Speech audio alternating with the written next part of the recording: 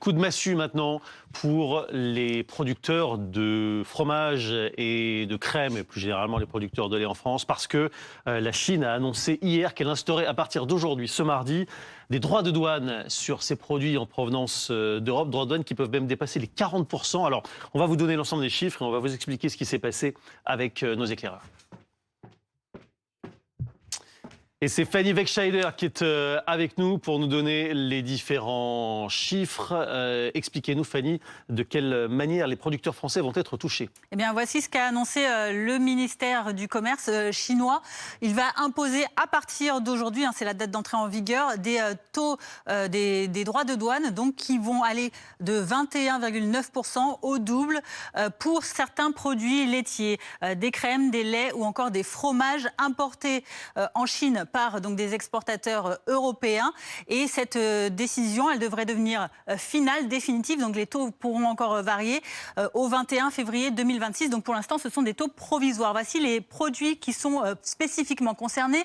Il y a les laits enrichis à plus de 10%, les crèmes enrichies également à plus de 10%. On rappelle que pour les crèmes françaises, la Chine est le premier marché mondial. Vous voyez les chiffres, la moitié des exportations européennes sont françaises.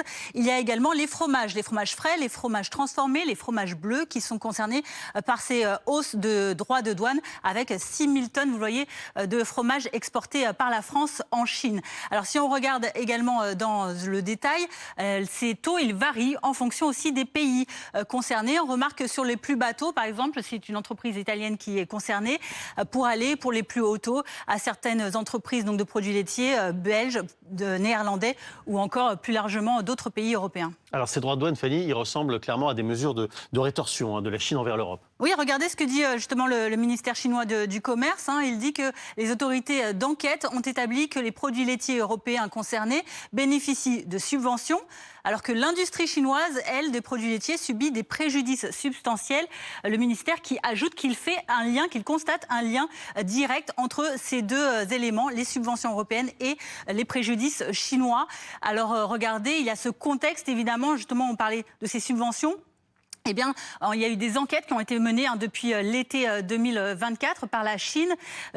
Concomitamment, bizarrement, à une hausse des droits de douane imposés par l'Europe sur les véhicules électriques exportés par la Chine. Mais il y a déjà eu donc deux autres types de produits européens qui ont été taxés.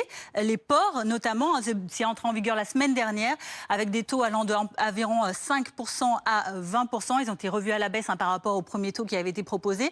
Et puis également les cognacs, les armagnacs, les alcools liqueurs françaises qui ont été taxés à moins des 35% qui étaient initialement proposé depuis juillet 2025. Et on entendra, merci beaucoup Fanny, la réaction du ministre du Commerce extérieur.